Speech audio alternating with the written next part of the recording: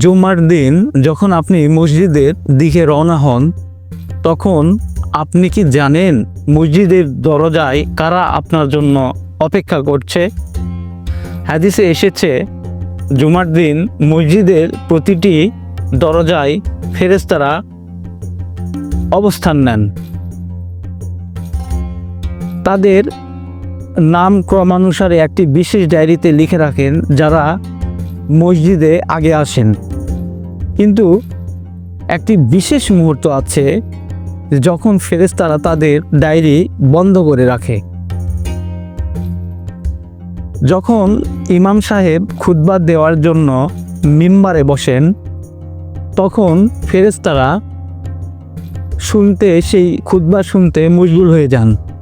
অর্থাৎ খুতবা শুরু হওয়ার পর যারা মসজিদে আসেন তাদের নাম আর বিশেষ ডায়েরিতে ওঠে না। আপনি কি চান আপনার নাম ফেরেশতাদের ওই বিশেষ ডায়েরিতে বাদ পড়ুক?